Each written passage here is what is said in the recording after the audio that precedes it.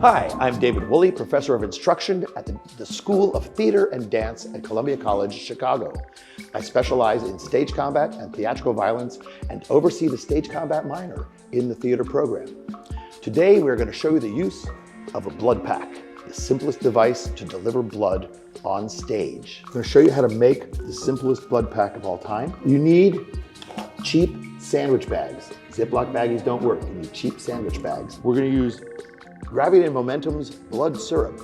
I use this because you can make your own blood with laundry detergent or Caro syrup or all sorts of things, but most of those will stain your clothes, whereas this is a professionally made item that does not stain and wipes up and cleans up easily.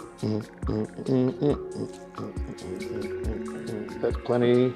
You just make a little pack. Then you squeeze it tight. And you get it really nice and tight, and then you fold it over. And you tie your knot, but I want to try to remove all the air and keep as much tension in there as possible. One more. So there you have your blood pack, right there.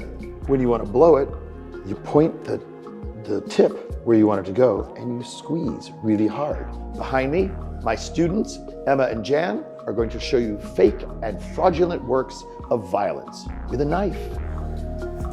Happy Halloween.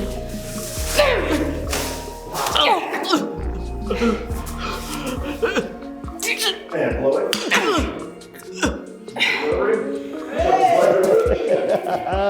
Oh, that's a good one. Look at that drip drop. Oh, that's good.